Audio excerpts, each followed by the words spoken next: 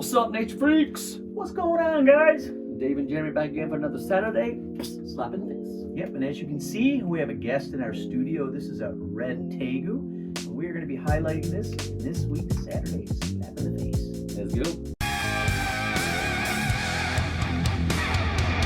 Nature in your face! All right, so the guest in the studio today is a red Tegu, but this one is a special one. Its name is Oink. And Oink was actually donated to us by an owner give up. And I'm not sure what his old name was, but I call him Oink because he's pink like a pig and he's a little bit chubby here, as you can see. No offense, buddy. A little bit chubby. A little bit chubby. Actually, I do know its name, and it used to be told me. Ruby. Ruby makes sense Because the guy thought it was a female. I don't know, like just a big old girl, I guess. But this one is just under 4 feet. Yeah, so it is a male, It not is a a male. female. So Yeah, I don't yeah. know how you can have a Tegu for, until it's an adult and not know that it's a female or a male. But, oh well, some people just 20, 25. don't. It doesn't really matter. I mean, behavior's pretty much the same, and how you care for them would be the same whether they're male or female. But that's what we're going to talk about today. We're going to talk about how to care for a red Tegu. And generally speaking, Tegu. What did I say? Tego. I didn't say Tegu. You did. I'm gonna have to watch the tape. If you take Legos and you make a Legos? Tegu, you get a Tego. All right. So anyway, guys, it's pretty much the same as caring for any black and white or gold Tegu. But since this is a red Tegu, we're going to concentrate on the color as well. Yeah. So the red Tegus are typically found in Bolivia, Argentina, and also Paraguay. Yep. All right. He's a little active today So which is because South America, if you don't know. I was eating a fruit salad before I got here. I brought it down here because I didn't eat this morning, and he can smell it. So he's walking around the table looking for pineapple and cantaloupe slices. Yeah, because that's what this thing clearly lives on. Yeah, right. Let's just, let's start with diet. I don't know why. We might lie because I just brought it up. Yeah. So they are omnivores. Obviously, he's talking about eating fruit salad. So they will scavenge on fruit for sure, fallen fruit from trees, because they're going to be found in like grassland prairies, open forest areas. So they're scavengers. They walk around. They do eat meat. They'll raid eggs. So they'll tear up nests. They're going to eat babies. I read some studies on them in their wild. A lot of their diet consists of smaller lizards. Mm-hmm. So they got no problem eating their own kind. Yeah, obviously in captivity, you're not going to be feeding them some of the stuff that they obviously find in their wild diet, but whole prey items such as rats and mice are very good for them. You can give them chicken, ground turkey, beef, stuff like that. But they should have a balance of both protein and the fruit diet to keep them healthy and to keep them from getting overweight like this little chunky guy is. So he's kind of on a diet. I don't give him as much protein now as he probably got before. That's why he's kind of a little saggy here. We're trying to get him. He also has a really nice fat store in his tail. So these things can go quite a while without eating. Not that you wouldn't feed him, but if you left for a couple days and you didn't feed him, that's gonna be fine. He's got that nice fat With the store. junk in the trunk this thing's got, it could probably go 6 months to a year without eating, as long as it had water. If it was, kept in a cooler temp. Yep. So Like one thing I have found that I am a big advocate of chicks, feeding Tegus chicks. Who doesn't like chicks? I mean, Come on, man. right? Be So worried about you if you don't like chicks. easy to digest, bones, not heavy in the fat. So baby birds, I like to do pheasant chicks. Quail chicks could be good as well, but they're a little small. But I have never seen an obese Tegu that was eating chicks as its protein, and that's a whole prey item. And Tegus go nuts for those. There are also reptilinks. We're not sponsored by them. I've just heard of them. I've actually never tried reptilinks, but the cool thing about that is some Tegus, once they eat protein, they refuse to eat fruits or veggies, and the reptilink is chopped up, blended, and then they put it in like a sausage tube. Yeah. And so once they smell the meat, that's what they're thinking. You can also do your own home mixture and like a gelatin and feed them Jello cubes that have protein. You can throw your vitamins in there, whatever. You can get creative with it. Yeah, he's really smelling this fruit that I had because I dropped it in front of him to see if he would eat one. He wouldn't, but now that he's warming up a little bit, he seems to really want to eat that stuff. So he's gonna be a little bit active. That's okay. You're like a child, like you get offered food, like I want it, and then you're like, food's gone, I'm hungry. Yeah, and he's also putting his nose to the ground. These things they're diggers. They like to dig up nests of eggs, bird eggs, lizard eggs. So table, bro. It's a table. He doesn't know that, but you can see that he's trying to dig into the table. Settle down, buddy. It's okay. Yeah, so as far as keeping them as pets, so one, potentially amazing pets, highly intelligent animal. Super intelligent. As you can see, this thing is very, very chill. A lot of people compare them to dogs. I think there's a famous one, I believe it's called MacGyver, that a girl owns. It's a red Tegu like this. It's nice and big, and it's just like her baby. But they can be baby dog tame like this. They can walk around your house. You can teach them to use a litter box. They can get along with other animals if you work with them. Now, if you don't, what happens, Dave? Well, what happens is if you check this out, they have these huge jowls, which is just a big layer of muscle. And these guys have 7 to 1,000 pounds of bite. They call it newtons. The bite force is called newtons, whatever. Who's that? Probably the guy that Sir Isaac? Maybe. That's me. Maybe he discovered gravity and the bite force in the Tegus. Definitely, But definitely. anyway, guys, these things will mess you up.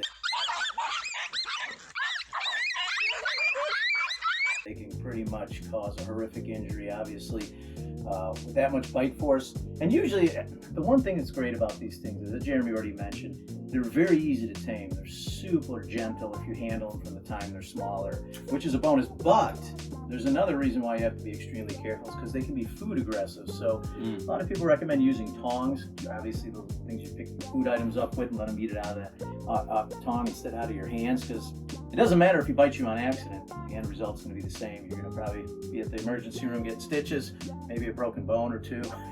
So if you get a Tegu, make sure you handle him a lot so that he's going to grow up to be a big, friendly fatty like this guy. Yeah, so touching on the food aggression, you can work with the Tegu outside of the enclosure, you know, extremely docile, very nice, very trustworthy.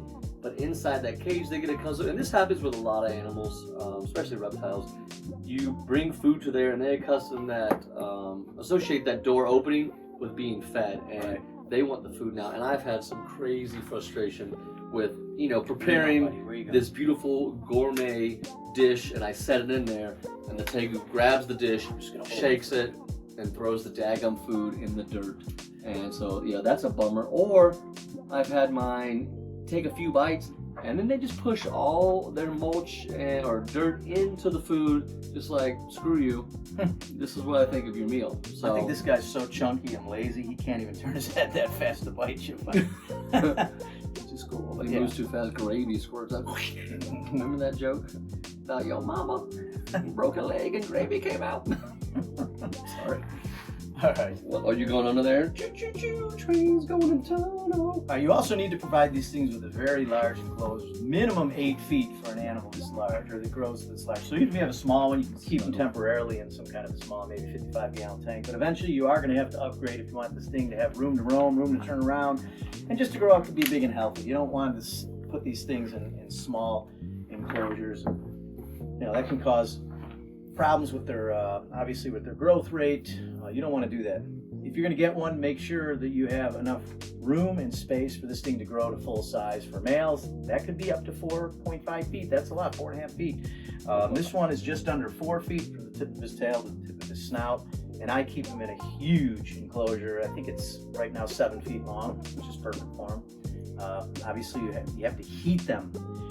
These guys love to bask. Not all lizards need the basking temperature that these guys get, but some people will have them 135 degrees in the basking area, and that is unbelievably hot. And obviously, you want an area where they can get out of that heat, because once they heat up to an optimal body temperature, you want an ambient temperature on this side of somewhere in the 80s, which you can easily provide when you have an enclosure as big as the one I just mentioned. Now, you touched on something earlier. Dave said they like to dig as it was pushing on the table. If you want a happy Tegu, I recommend a deep substrate, because if not, they're going to be scratching at the glass, they're going to be scratching at the ground. They love to dig, and I mean get down into they live in burrows in the wild. They'll dig in the hole, they'll go into the ground. Now, as far as temperature, this is something that unfortunately I see a lot of, especially on like the Tegu online groups, and it irritates me.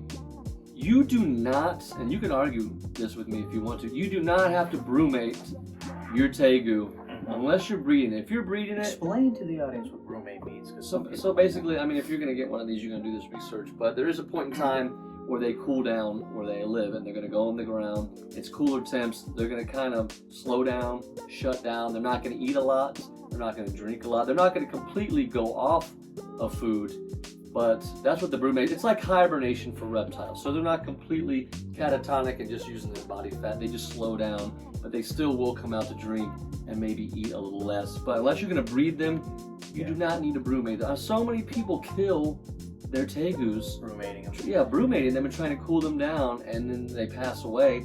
And it's not necessary for we never brumate our tegus Never. because they're show animals. They work year round, and we're not breeding them. And they're from a tropical environment. They live in rainforest and forested areas of South America. It doesn't snow where they live, so they don't truly need to hibernate like some of the reptiles that you would find in the Midwest where we live. Right, but if you are going to breed them, it does help, especially the females, trigger that breeding process. They will brumate in the wild, but if you're not breeding them, like I said, don't do it. It's not worth it. Now, speaking, one more thing I want to mention about go ahead. lighting is you need, this is imperative that you get a UV strip light for these things. They need the UV light, which most reptiles do. You probably already knew that, but get one or this thing is not going to be healthy. They're going to wilt away. It might take a while, but UV light is a necessity for these guys in captivity. And yeah, I've seen tegus not kept on UV, and they start to get tremors. Yeah, exactly. Their toes will start, and then it moves up their body. They won't eat. As soon as UV light is provided to them, within days, the tremors are gone. Yeah. Like if you catch it quickly, it's amazing how fast they can recover.